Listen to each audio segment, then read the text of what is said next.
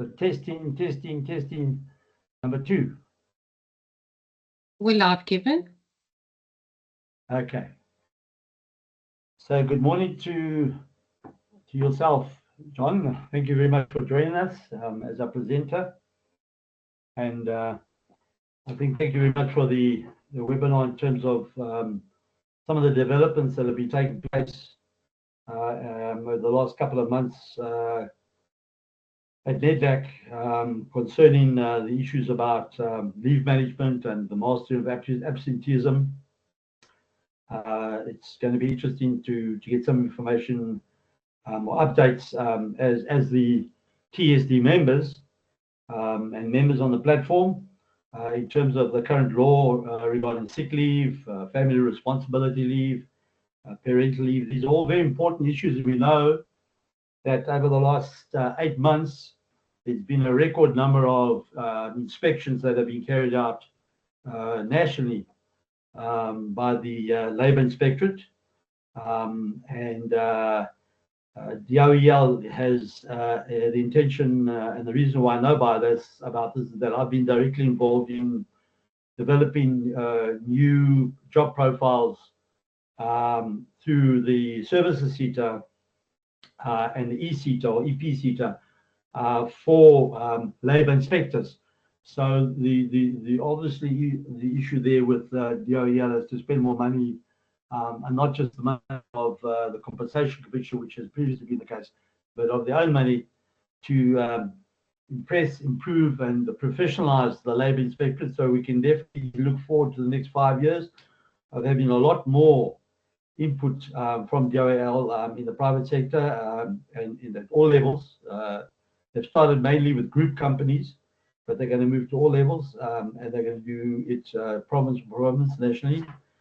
So yeah, we would like to obviously get more detail from you in terms of the emerging trends concerning leave usage and abuse. I see we referred to the Bradford Factor, the revolutionary absence management tool, along with balancing compliance, and that's the important role with employee well-being, and more important, the effective return to work interview strategies. And also remember with return to work, the CF, the compensation commissioner, has legalized the issue of trying to get IODs back to work as quick as possible. Rehabilitation is a big plan, so we will find those people also coming into our system, whether we like or not, because they remain a responsibility. Just to introduce to everybody, John. Yeah, John, when you talk about bastions, that's like the Italian word, not the Italian, sorry, it's the French word for pillar. And John is a pillar.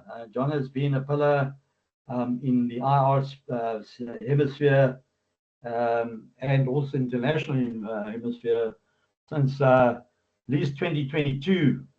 Sorry, 2002, not 2002, John, where you've been involved with ILO, where you've been involved with NEDLAC, BUSA. I can still remember you phoning you a couple of years ago. That was in 2002 from the car park of BUSA, saying, John, we've got trouble.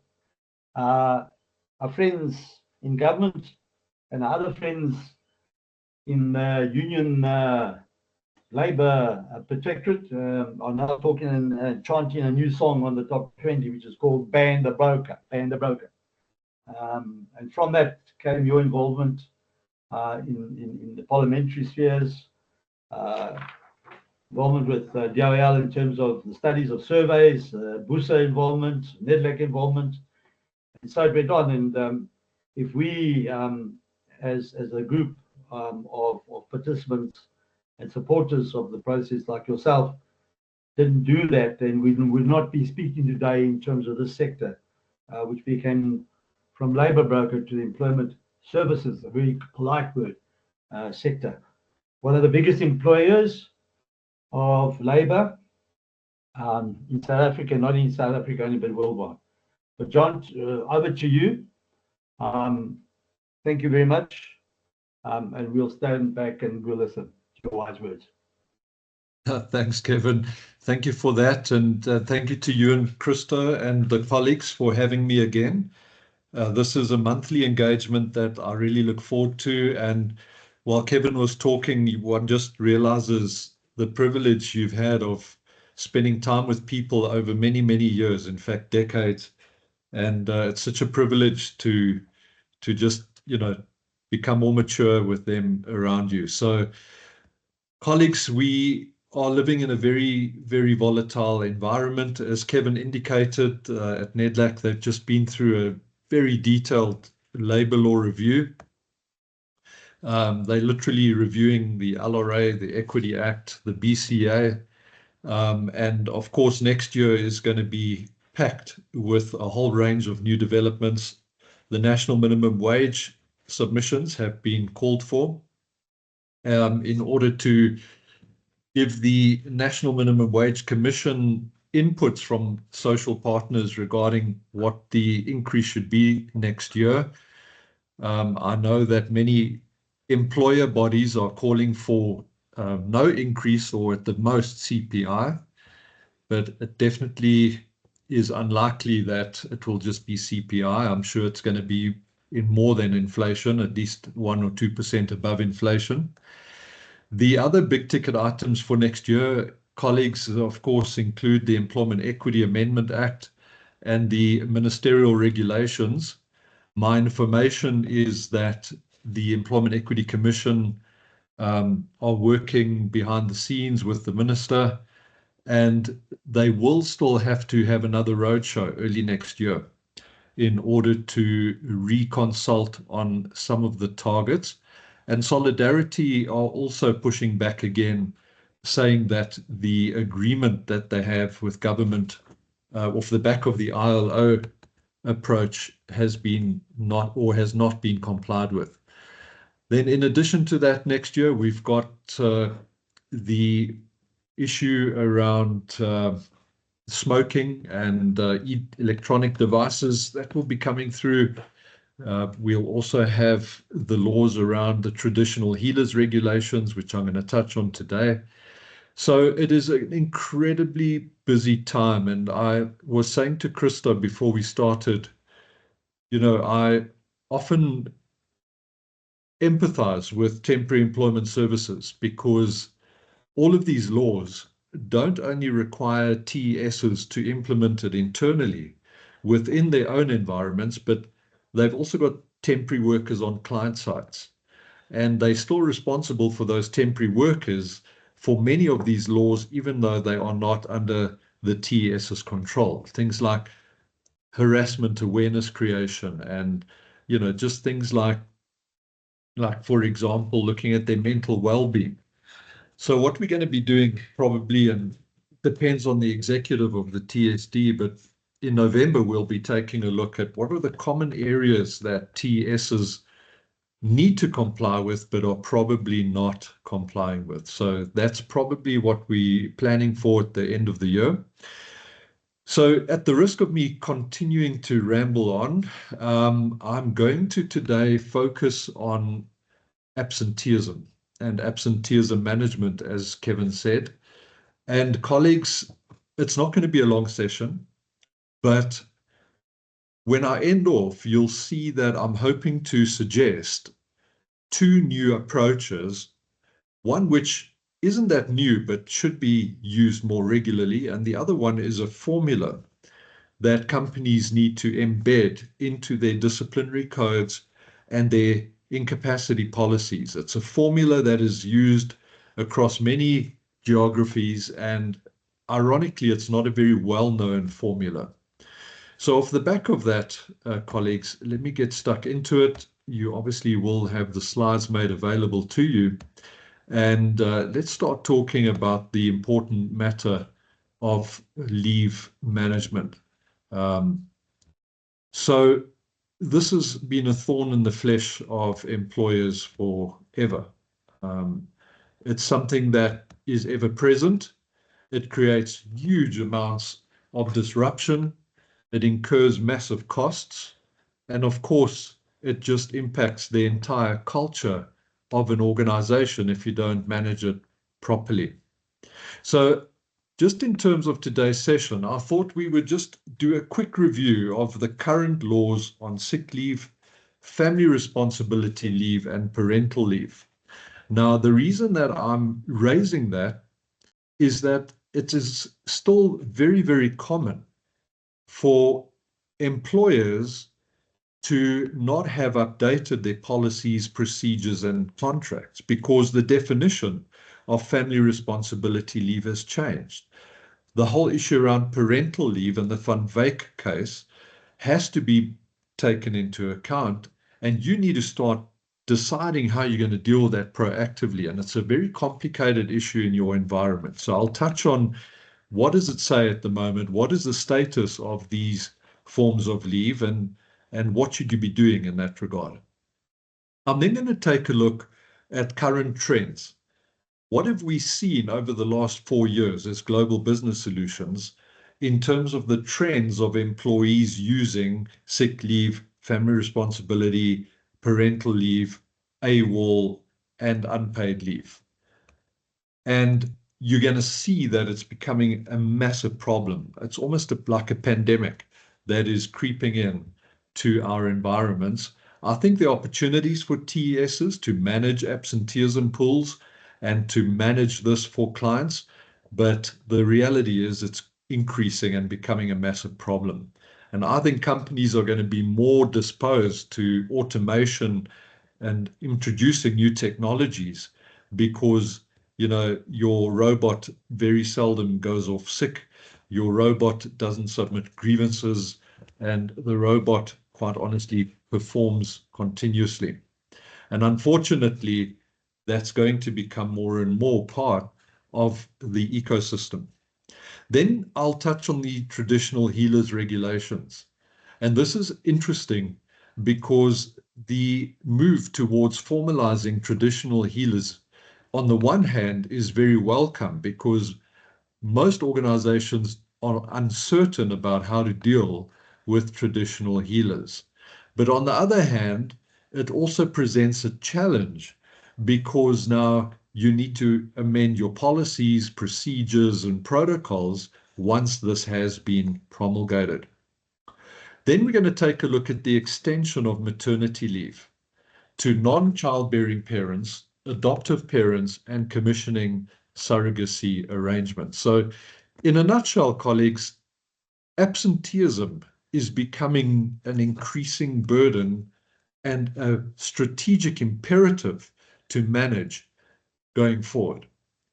There are big things coming down the track when it comes to absenteeism, and I want to encourage you today not to just look at the negative side of this, but the question is, how can you as a TES take this and offer a proposition to your clients that will enhance your service levels, that will enhance the stickiness in your relationship with your client and give them return on investment?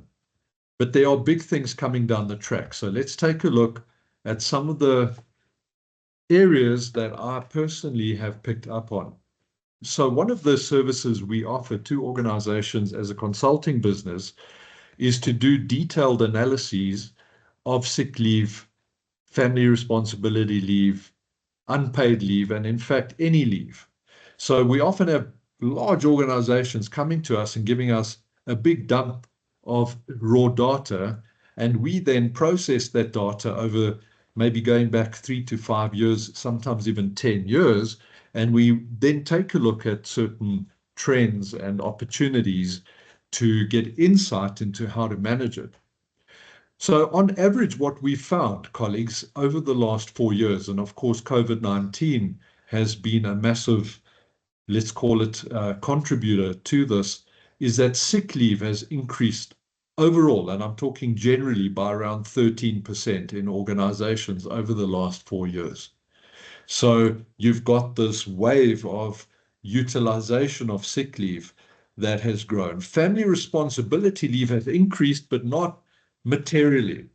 And I think that's going to change going forward. But interestingly, family responsibility leaves increases marginal, but sick leave is the big one. Then we have unpaid leave. Now, unpaid leave, as you know, is normally incurred when people are absent either without proof of their incapacity or they are absent without permission. And there you can see unpaid leave has increased also by more than 20% in the average organization across the last 4 years. What it really means is that there's a reason why people are present at work less and less. Unpaid sick leave, in other words, employees who cannot provide proof of incapacity or proof of illness that is acceptable, has also increased by more than 20%. And absent without leave is pretty flat. Now, if we look at this particular trend, and we're going to unpack it in a bit more detail, it is our view that on average, employees are taking around 7 days per annum of sick leave. Sometimes it's as high as 10 days on average. So what's happening is employees have got a regular, entrenched and embedded pattern of using sick leave. And as we know, for less than 2 consecutive days and less than 2 occasions in an 8-week period, they do not need to present proof of this.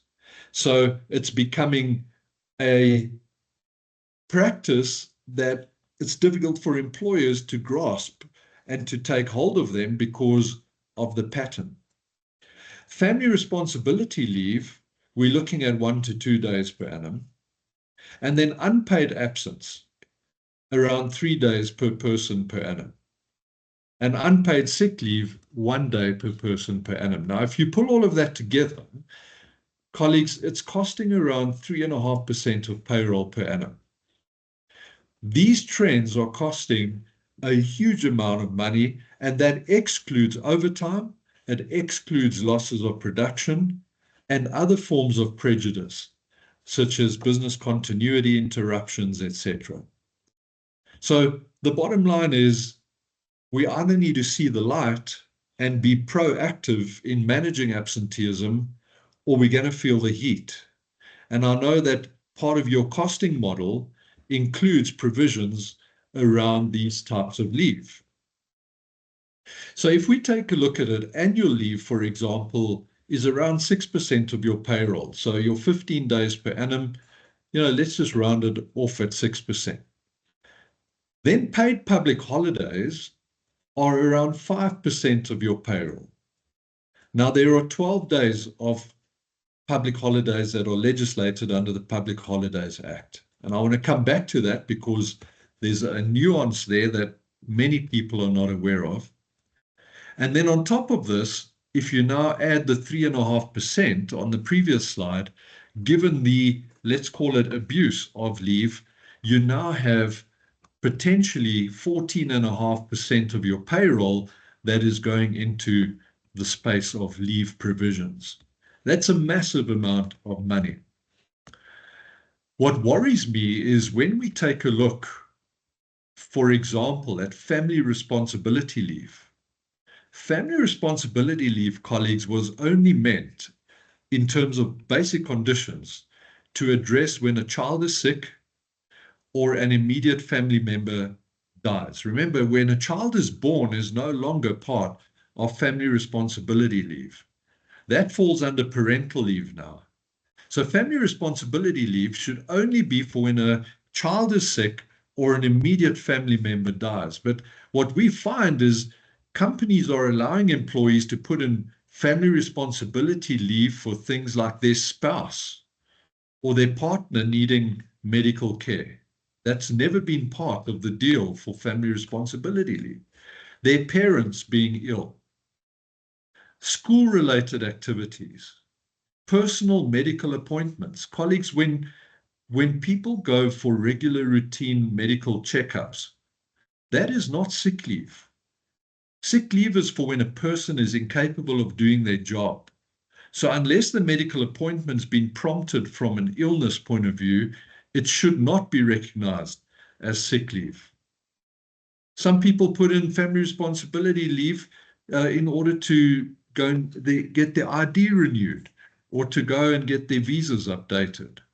So the point I'm making, colleagues, is that many of the companies that we come across are allowing employees to take family responsibility leave for reasons beyond what the Basic Conditions of Employment Act intended. Now, I'm just going to go a bit off track here about public holidays. And I want to talk to you about what happens when a public holiday falls on a Sunday. And this is an interesting matter because I had a temporary employment service come to me about a month ago, and they had a certain payment arrangement which was not legally compliant. Now, if you take a look, colleagues, at the Randfontein Estates case, write this down, the Randfontein Estates case. Maybe at the end of this, I will bring it up. But the Randfontein Estates case said that if a public holiday falls on a Sunday, the Monday also becomes the public holiday. And I'm emphasizing the word also. So the Randfontein Estates case says that if a public holiday falls on a Sunday, both the Sunday and the Monday are public holidays. What does that mean? It means when you look at payment for employees who work on the Sunday and the Monday, they must be paid the premiums that are provided for in the Basic Conditions of Employment Act. The Monday does not replace the Sunday. Both days become public holidays. And the Randfontein Estates case says that the 12 public holidays are a minimum. But it does not say that it's limited to 12 days. The Monday becomes a public holiday as well, effectively making it 13 days of public holiday. And the reason they say that is because the date of the public holiday has got significance. It's got certain cultural or religious significance, and that's why they have said that it's an additional date and not just a replacement. So I want to park that for now, and I just want to ask you to think about, how do you as a TES pay your employees, your assignees, who are working on the Sunday and on the Monday when the Sunday is a public holiday? Are you paying them in line with the provisions of public holiday payment in the Basic Conditions of Employment Act? Well, colleagues, one of the things that interests me so much when we analyze data in terms of abuse of leave and trends in terms of leave, without exception, sick leave is highest in May, June, and July of each year. As a general rule, May, June, and July are the highest months for the use of sick leave. And you can only use your intuition to understand why that is the case. Of course, we're hitting winter in May, June, and July, so there are more viruses and closed areas, and people generally are more ill during winter. The second reason is probably a result of its mid-year. People are fatigued, they're tired, they're under pressure, and they're more prone to taking leave under the guise of sick leave in those 3 months. The next one is family responsibility leave, and this for me was equally interesting. In the data that we've been analyzing, in most organizations, family responsibility leave is also highest in May and July. And that's an interesting phenomenon because sick leave and family responsibility leave, as one would expect, are closely aligned because a child is sick. So the reality is May, June, and July are very, very high absent months. And then we've got unpaid absence. These are employees that have run out of leave, or they have committed some form of misconduct and they're absent without leave, and now they are on unpaid leave, and that's also highest in July. Then we've got December and January as high months for absence without leave, people not coming back after the December holidays, and then unpaid sick leave.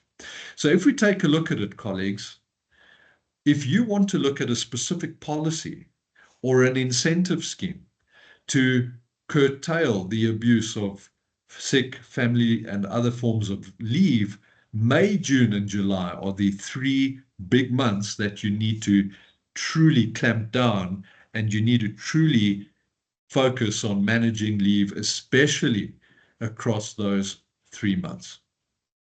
Now, also we find that leave levels depend on working conditions in organizations. So some companies that have got, let's say, toxic work environments in terms of leadership culture, people that are subject to harassment, people who are subject to not being treated as human beings in their own right, people who are just issued instructions and managed to death, they are more prone in a poor culture to be absent. Working conditions, of course, also physical and mental working conditions, and then socioeconomic status. Of course, people that are living on the poverty line and people that are struggling financially will also generally have a higher propensity to use leave. And we definitely see a difference between salaried and wage employees when it comes to this. So colleagues, thus far, let's just recap. We're saying, firstly, the world is really, really disruptive. Labor law is under continuous transformation. And in the framework of that, and in the framework of the crises that we're facing new technologies, we faced COVID-19, we've got retrenchments, we've got poor economic growth, we've got people that are concerned for their jobs, people that are concerned for their families and their health. All of this comes to bear on absenteeism. And what we're going to have to do is find a balanced way to manage this, not just to adopt a position of mistrust, but to be very clear on the parameters within which people can use their leave. And it's going to get worse. And that's why I'm saying if you as a TES can find a proposition that is simple, that is viable, and that your clients' needs would be met, you've got a huge opportunity, because it's going to get worse before it gets better. Why do I say this? Well, colleagues, South Africa ranks amongst the world's most distressed nations in the world. In fact, along with the United Kingdom, a recent global survey found that South Africa and the United Kingdom were the most distressed nations in the world when it comes to mental health. That's for over 500,000 respondents to the survey across 71 countries. So what we're finding is we've got incredibly high levels of mental ill health and mental unwellness. Massive, massive percentages of people. On top of that, we've got continuous change. And we've had previous webinars with you where we've spoken about the impact of change on human beings. And we know that human beings are not designed for change. It doesn't necessarily come naturally, and often human beings resist change. So when there's a lot of change and change upon change, I mean, I've got some clients who are busy with their 3rd retrenchment in 2 years. People respond with shock and denial and frustration and depression. Now you can understand, colleagues, in an economy that's growing at 0.4%, with record levels of unemployment, with high interest rates, and with the real wage effectively diminishing because of the cost of electricity, the cost of fuel, the cost of food and transport, you now understand why your human beings, your employees, are hard-pressed from all sides. So every change brings more stress physically, mentally, and spiritually. And then on top of it, if you look at the bottom part of the slide, many managers do not have the emotional intelligence to deal with their employees as human beings. They don't have the ability to empathize and to connect and validate their concerns.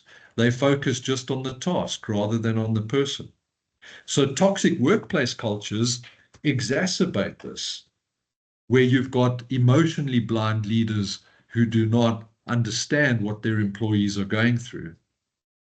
Then you've got the traditional health practitioners regulations. Now, these regulations were published on the 21st of June this year, and they were put out for public comments and submissions for 3 months. So at the end of September, the submissions for this closed. Now, you may have seen in the media that the traditional healers are pushing back. A lot of the traditional healers are saying they were not consulted in this regard, that government needs to, withdraw these regulations and first consult properly and then reissue them. But the truth be told, these regulations require things like traditional healers to have a minimum number of years of experience, to have a minimum qualification, to register and to comply with codes of good practice. And once that is promulgated, traditional healers will be able to register with the Traditional Health Practitioners Council, and you will then have to, by law, accept legitimate medical certificates. You, by law, will have to start amending your policies to include ancestral callings and those types of scenarios as part of your policies. So you can expect a huge amount of change in the context of traditional healers in the next few months. And then, of course, we've got the much publicized Van Wyk judgment. And you'll remember that Van Wyk, he was an employee at a company. His wife was self-employed. She fell pregnant. And when she realized that she can't take time off because she runs her own business, she told her husband to ask their employer, his employer, if he could have 4 months maternity leave. And of course, Van Wyk's employer had a good laugh at him and said, which part of maternity leave don't you understand? Maternity leave is for the childbearing parent. You're not bearing the child, so take a hike.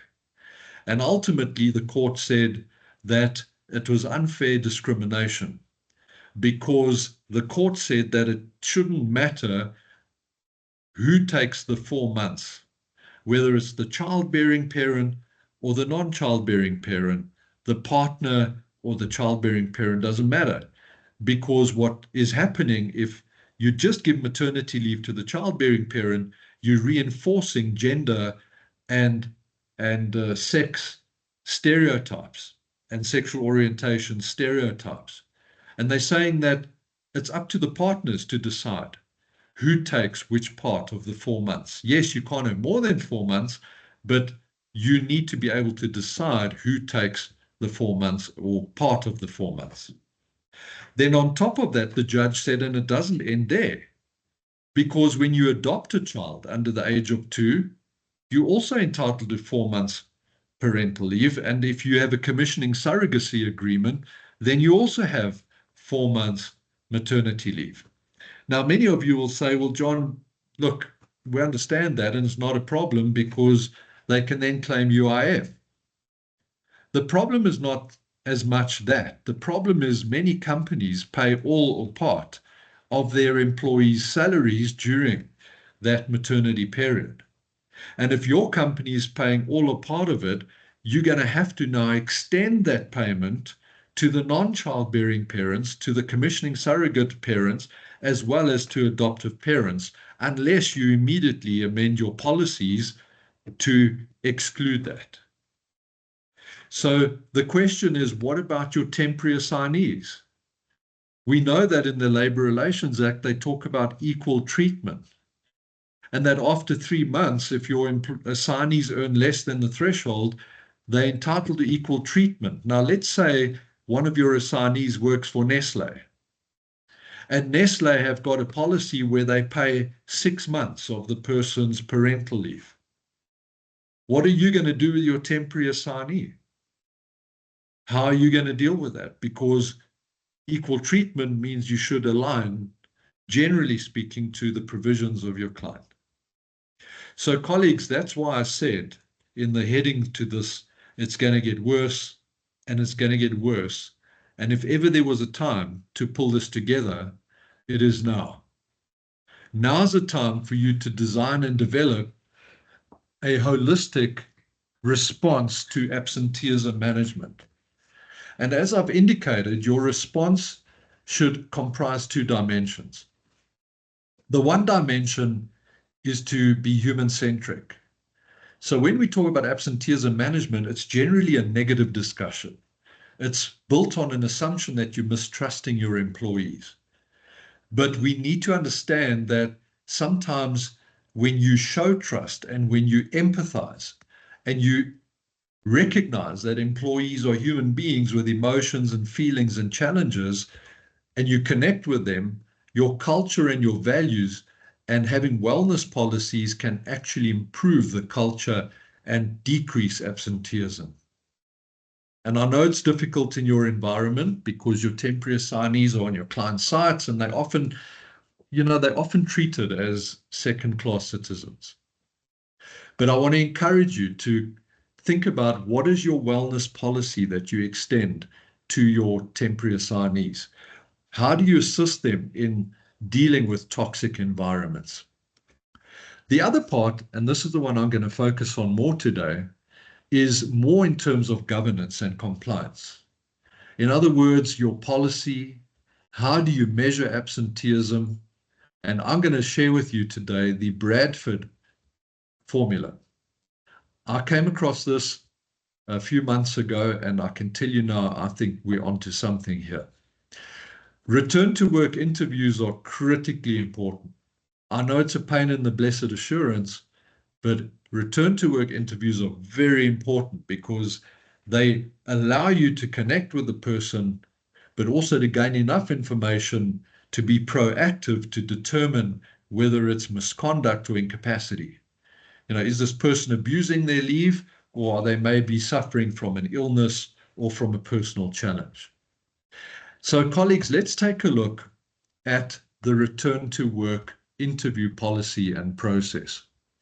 So in your slides, I've included a very detailed policy around return to work interviews. So what we're suggesting is that every time an employee is absent, other than annual leave or other forms of planned leave, they must be interviewed.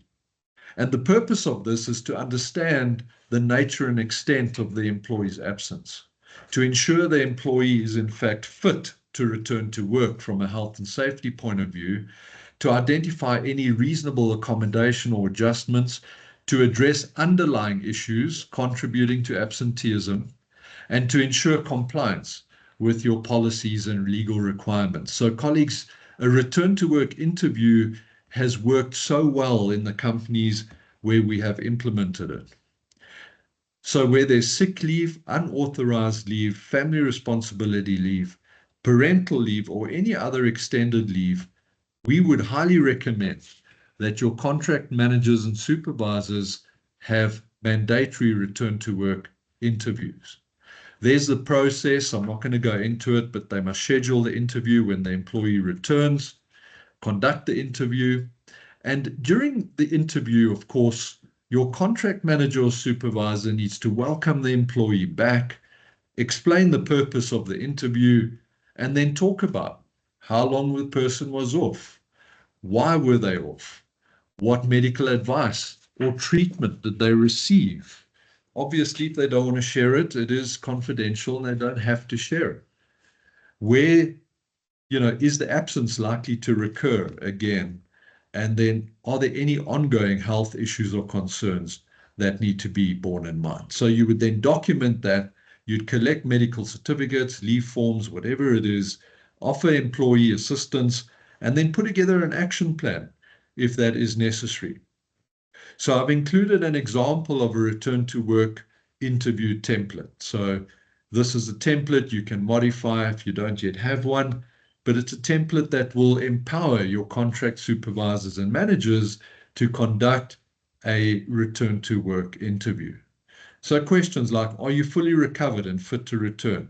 Do you have ongoing health issues or concerns? Is this absence likely to recur? Did you receive medical treatment, etc., etc.? So colleagues, very, very, very important to do these particular interventions and to govern this. And of course, your clients, it shows your clients that you mean business in this regard. So as we move back towards the end of today's presentation, and before I hand back to Kevin, I now want to pull this into a more measurable environment. So if you have fallen asleep, I don't blame you. I would fall asleep listening to myself as well. But now's the time to wake up, because this is something that I truly believe you can build into your absenteeism management protocols. And it's called the Bradford Factor. Now, the Bradford Factor puts a number behind the disruptive effect of absences. You see, colleagues, it's not just about the number of days. It's not just about the timing. It's not just about how many times that things happen, but it's about the disruptive impact as a whole that absenteeism has on organizations, especially for you as TESs. I mean, when your assignees don't arrive for work, you are literally in the firing line and your clients just give you stick, right? So the Bradford Factor works on the assumption that short-term absences are more disruptive for an organization than long-term ones, like a planned vacation. So here's the formula. S squared times D equals B, which is the Bradford Factor. So let's go into detail. S squared, S stands for the spells, which are absences over a set period. Okay? So in other words, what do we mean by spells? We mean by how many times was John absent? Not the number of days, that's coming next. But the spells are in a 12-month period, how many times was John absent? So if I was absent on 3 occasions during the year, S would be 3 squared, which is 9, right? D stands for the number of days of absence over that 12-month period or the 6-month period, whatever your measurement period is. So D is the total number of days. So S is the number of incidents to the power of 2 times D, which is the total number of days in that 12-month period that John was off. That is the Bradford Factor. So let's take a look at some case studies in this regard. So for example, there are 2 employees, right? Let's say employee A is Kevin.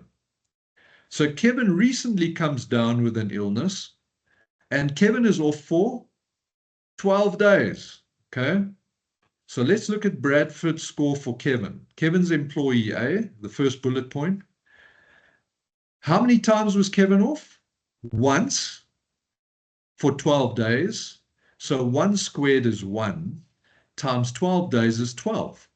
So Kevin's Bradford factor is 12. So even though Kevin was off for 12 days, it was only 1 incident, and the Bradford factor is 12. Now you've got John. John is in relatively good health, but was sick on 3 separate occasions, 3 spells, for a total also of 12 days. So I'm absent for the same amount of days as Kevin, but it's broken into 3 separate incidents. Therefore, 3 squared is 9 times 12 is 108. So the Bradford factor for my absence is extremely high compared to Kevin's absence, which is right because my absence is more disruptive to the business. You've got to find replacement labor. You've got to look at business continuity. You've got a loss of productivity. You might have to pay people overtime, etc., etc. So my Bradford factor is 108. And what we're recommending to our clients is to take this formula and to embed it into your disciplinary code or into your incapacity management process. So Do regular reviews, do quarterly reviews of your employees, and use the Bradford Factor, and then have a scale. And you say that any Bradford score under 50 is okay, it's average. But as soon as someone's scoring between 50 and 100, then you start getting concerned and you tell the employee, we're monitoring you because, you know, the S squared times D, the Bradford Factor, you're now starting to create disruption and we've got to monitor you. And then any Bradford Factor score over 100 then starts attracting warnings or more formal incapacity procedures, depending if it's misconduct or incapacity. And what is nice about this is that it is meaningful, it's justifiable, and it is transparent and can be consistently applied across your employees. So, colleagues, with that in mind, I wanted to just share with you today, firstly, to create a burning platform and to say, listen, there's big trouble coming in the space of absenteeism. There's a lot of cost involved, there's a lot of disruption involved, and it's going to get worse before it gets better. And then the second thing I wanted to do is just leave you with a formula that you could use to do regular audits of your employees' sick leave, family responsibility, unpaid leave, so that if their Bradford Factor is over 100, you start saying, listen, we really now need to start taking a look at this seriously. So, Kevin, with that in mind, I'm going to hand back to you, and we open to any comments, questions. Thanks. Thanks very much, John. Thank you. Normally, when one talks in areas of employee absenteeism and leave, etc., we normally say, well, what's new and how we go again. But I think that the information that you've passed on to us is very real. It's very practical. It's specifically, I think, of emphasis towards our industry in the sense that often we go out there and we say to the client, well, you need 10 of these and 5 of these and 4 of these, and we supply. And but in many instances, we supply for longer than 2 months, 3 months, and I think it's a way of actually joining forces with the client. I think this is important to make the client aware of these issues, these trends, and these changes, and to add a further feather to your service pedigree, in that you can actually advise the client that, you know, going forward, anybody that we place with you will be subject to the following, or will be measured in the following way. And these are all adequate, equitable, and legal processes. But it's about making not only ourselves but the client also aware of these. You know, we often work with clients, or we do work with clients, and we supply, and then all we do is we just add another body. But down the line, that's not how it's going to continue to be the case.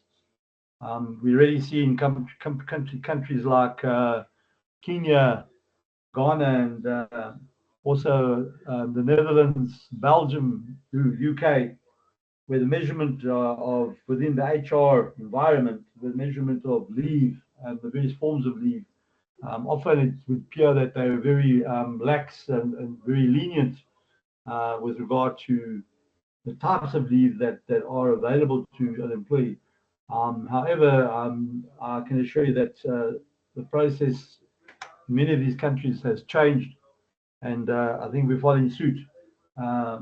Abuse of leave is abuse of money, and it's tantamount to maybe not an embedded theft, but an intended theft. So thank you very much for that, John. Just to ask the colleagues on the platform if they would like to ask you any questions or have any clarity, John, if you don't mind hanging around at the moment. So just over to our members. I see there is someone who's moved. I don't know, Krista, if you can possibly manage that process or if it's available to John. I don't see on my side hands going up. Yeah, Kev, there's one question from Paul, just confirming the South African Nursing Council, Kevin, that issued a statement some time ago stating that certain professionally qualified nurses can actually issue a sick note for a maximum of 2 days. And Paul, that's absolutely correct. That is a circular that they issued, but it's for very specific nurses who have got specific qualifications. So, but they cannot issue a medical certificate for more than 2 days. So you are correct, Paul. And if any of the colleagues don't have that communication, I'm happy to send that to Krista, Kevin, and she can circulate it with the slides. Thanks very much, John. Thank you. Any other further questions?